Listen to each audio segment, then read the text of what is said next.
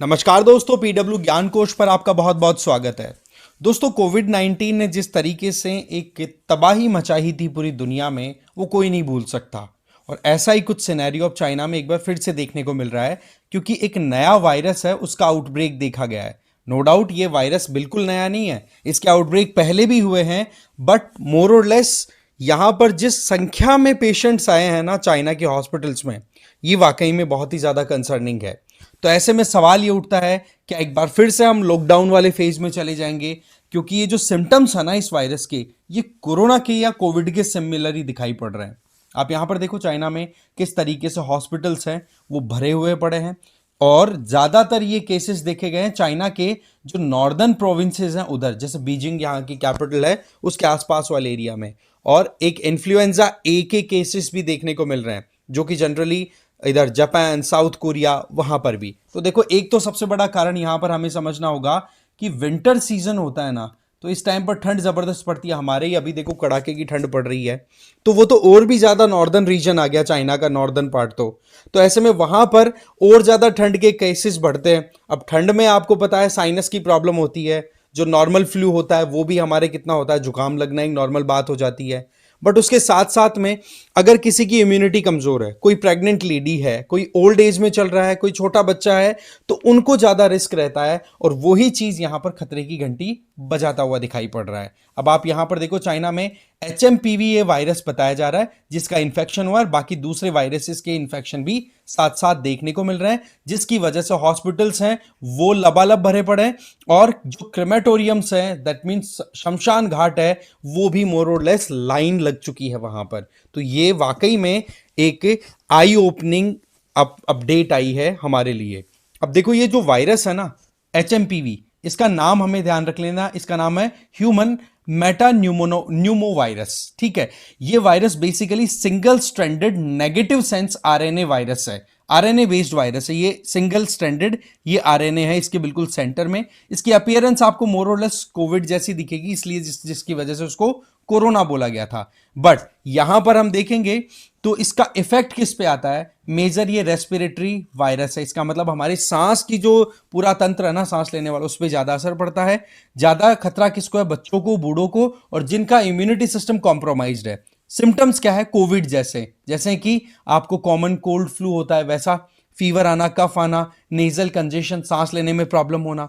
Danger कितनी है देखो, सीवियर केसेस में तो ब्रोंकाइटिस और न्यूमोनिया जैसे केसेस डेवलप हो जाते हैं। न्यूमोनिया में आपको पता ना, सांस लेना बिल्कुल बंद और बॉडी धीरे धीरे नीली पड़नी शुरू हो जाती है, वो सांस लेने में प्रॉब्लम आ जाती है, तो ऑक्सीजन सप्लाई रुक जाती है ना। इसके अलावा पांच, आप देख सकते हो 5 साल से कम बच्चे और ज्यादा बूढ़े लोग हैं उनको ज्यादा नुकसान है। इसके अलावा इसमें एक बड़ा खतरा क्या है, इसका भी कोई स्पेसिफिक अभी तक वैक्सीन नहीं है। तो इस बात को लेकर भी सवाल उठाया जा रहा है कि भाई आपके वहां पर ऑलरेडी इसका आउटब्रेक हो गया था, तो क्यों नहीं आपने इसका वैक्सीन डेवलप कराया। तो एक तो हो गया HMPV। बचा कैसे जा सकता है, वही कोविड से बचने का तरीका, सोशल डिस्टेंसिंग करके रखो, साफ सुथरे पने से रहो, हाथ हाथ साबुन से, पानी से धोते रहो, डिसइंफेक्ट करो, कोई भी सरफेस को जनरली टच मत करो। ठीक है, जिन इंडिविजुअल्स को इन्फेक्शन है उनसे दूर रहो। तो वो चीजें हमें अपनाने की जरूरत रहती है। फिर आ जाती है बात इन्फ्लुएंजा ए की। ये देखो, एक फ्लू वायरस का ही सब टाइप है। दैट मीन जुकाम का जो वायरस का कारण, जुकाम जिस वायरस की वजह से होती है नॉर्मल, उसी का एक सब टाइप है, जो कि नॉर्मली आपको बर्ड्स और पिग्स में भी इसका इन्फेक्शन देखने को मिलेगा, एनिमल्स में भी दिख जाएगा, और ह्यूमंस में तो है ही।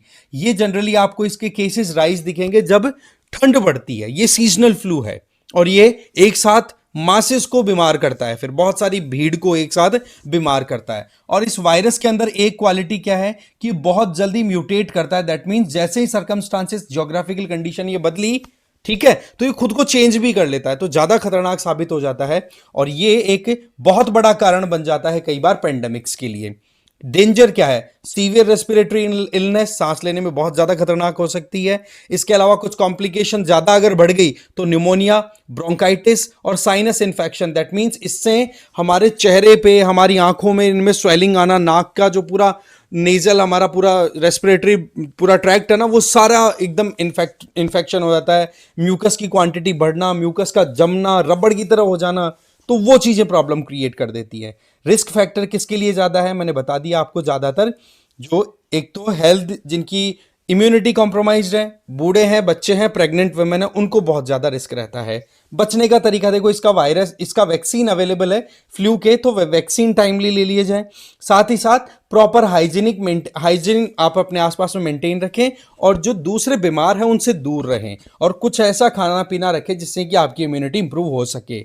फिर आता है माइकोप्लाज्मा न्यूमोनियाई। ये एक बैक्टीरिया है, नाम याद रख लेना भाई, वायरस कौन से हैं, बैक्टीरिया कौन से हैं, बहुत इंपॉर्टेंट बात है। इसको तो देखो वॉकिंग निमोनिया भी बोल दिया जाता है। क्यों जी? जब आप नॉर्मली स्ट्रीट पे घूम रहे हो, किसी ने छींक मार दी, किसी का ऑलरेडी इसे माइकोप्लाज्मा न्यूमोनियाई का इंफेक्शन है, तो उसके वो ड्रॉपलेट्स हवा में कितनी देर तक सस्पेंडेड रहेंगे, और वो गलती से अगर हमने इनहेल कर लिए, हमने हमारे रेस्पिरेटरी या फिर हम सांस ले लेते हैं, तो हमें फिर उसका इंफेक्शन हो जाएगा। इस वजह से इसको वॉकिंग निमोनिया बोला जाता है। इसको तो रिसेंट टाइम में दिल्ली में भी बहुत ज्यादा देखा गया था। ठीक है, डेंजर क्या है? देखो, लगातार कफिंग होना, सोर थ्रोट, गले में दर्द होना, थकान होना, फीवर आना, ये नॉर्मल इसके सिम्टम्स है। ठीक है, और अगर कॉम्प्लिकेशन बढ़ जाए तो एक इंडिविजुअल को बहुत ज्यादा परेशानी का सामना करना पड़ सकता है। ज्यादा खतरा उनको है जिनकी इम्यूनिटी कम है या पहले से कोई प्रॉब्लम शरीर में चल रही है। बचने का तरीका क्या है? सबसे पहले तो वही मास्क लगा करके रखो। छींकने की एटिकेट्स होते हैं भाई, ऐसे खुले में जो छींक जनरली कर देते हैं जिससे कि वाटर ड्रॉपलेट्स आपकी आसपास में फैल जाए, उससे बचो।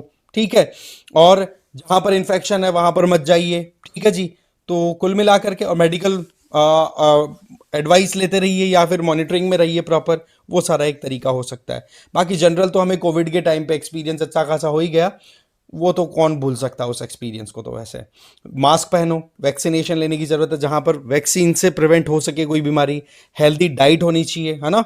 आप हर कुछ मत खाइए, आप एंटीऑक्सीडेंट्स, विटामिन रिच जो फूड है वो ज़्यादा खाइए, स्मोकिंग को अवॉइड करो, और हाइड्रेटेड रहिए। आजकल सर्दी के टाइम पे क्या होता है, लोग पानी भी कम पीते हैं, यहाँ भाई वॉशरूम बार बार जाना पड़ता है, ऐसा कुछ नहीं है। फ्लूइड एटलीस्ट 2 लीटर तो अपने बॉडी में पानी जाना ही चाहिए, जो कि फिर एक प्रॉपर सर्कुलेशन मेंटेन कर दे हमारी बॉडी का। अब देखो, चाइना में ये केस अभी रिसेंट टाइम की देखें तो यहां पर देखे गए हैं ज्यादातर। देखो, ये वाला रीजन है, ठीक है, यहां पर बीजिंग और इसके आसपास के एरिया में। जापान में भी इसके केसेस देखने को मिले हैं, मतलब इस पर्टिकुलर वायरस के नहीं, बाकी फ्लू के केसेस। साउथ कोरिया में इधर देखो, वैसे नॉर्मली हम देखें तो ये रीजन कौन सा है, ये देखो नॉर्दर्न रीजन है, कंप्लीट हम नॉर्थ पोल की तरफ मूव करते हुए दिखाई पड़ रहे हैं। तो यहां ठंड तो देखो जबरदस्त पड़ती है, बट पॉइंट इज कि क्या हमें खतरा है? तो देखो, एक्सपर्ट्स का ये कहना है कि क्लोज मॉनिटरिंग करने की जरूरत है। अभी तो कोई खतरे की बात नहीं है, क्योंकि इस तरीके के फ्लू के केसेस हमारे भी आते रहते हैं। बट यहां पर प्रॉब्लम है कि जिस तरीके से चाइना में कोरोना आउटब्रेक हुआ था 2019 में, तो वहां पर लापरवाहियां बहुत बढ़ती गई थी चाइना में, है ना। अब तो क्या है, चाइना के खुद के जो हेल्थ डिपार्टमेंट की तरफ से प्रोटोकॉल्स फॉलो कराए जा रहे हैं, वहां पर लोगों को मास्क पहनना, सोशल डिस्टेंसिंग के ऊपर, इन पे रिलाय करने के लिए बोला है। ठीक है, बट पॉइंट इज कि अब की बार लापरवाही नहीं हो रही। इसका एक ही कारण है, क्योंकि 2019 में चाइना ने पूरी दुनिया को धोखा दिया था, और उसमें डब्ल्यूएचओ ने भी कहीं ना कहीं लापरवाही बरती थी। अभी डब्ल्यूएचओ का कोई इसके ऊपर क्लियर स्टेटमेंट नहीं आया है, बट यहां पर हमें यहां पर देखने की जरूरत है कि इस तरीके के केसेस अगर आते हैं तो भाई एक बार फिर से अलर्ट हो जाने की जरूरत है। अभी तक कोई केस आया नहीं है, एक्सपर्ट्स ये भी कह रहे हैं कि इंडिया में अभी खतरे की बात नहीं है, बट अगेन खतरा मंडरा रहा है। तो ये है नया अपडेट जो वाकई में डेडलिएस्ट साबित हो सकता है। साथ ही साथ मैं आपको बता दूं कि PWI की तरफ से यूपीएससी फाउंडेशन कोर्सेज रन कराए जा रहे हैं, जिनमें 2026 के एस्पिरेंट संकल्प और टाइटन ज्वाइन कर सकते हैं मीडियम के अकॉर्डिंग। 2025 वालों के लिए प्रहार और टाइटन है। इनमें आपको लाइव एंड रिकॉर्डेड क्लासेस तो मिलेंगी, प्लस सीसेट की क्लासेस, जीएस के साथ साथ में सीसेट भी है, एमसीक्यूज मेंस आंसर राइटिंग भी है, और कॉम्प्रिहेंसिव जीएस ई बुक्स भी मिलेंगी। आपके एडमिशन बिल्कुल ओपन है, लिंक है वो डिस्क्रिप्शन बॉक्स में दिया, चेक कर लीजिए। और आप मुझे फॉलो भी कर सकते हैं टेलीग्राम पर, इस क्यूआर कोड को स्कैन करके। मेरा नाम है रजनीकांत लाटा। और मैं जाते जाते पूछना चाहूंगा कि ब्लैक फंगस के कौन कौन से सिम्टम्स है, क्योंकि कोविड के टाइम पर ब्लैक फंगस बहुत ज्यादा फैला था, कईयों की जान ली थी इसने, तो इसके बारे में भी थोड़ा जानकारी होना जरूरी है। जो भी कोई नेक्स्ट अपडेट आएगा मैं डेफिनेटली दूंगा। बाकी फिलहाल अलर्ट है, कहीं ना कहीं हमें सेफली अपने आप को रखने की जरूरत है। Thank you so much for watching this video.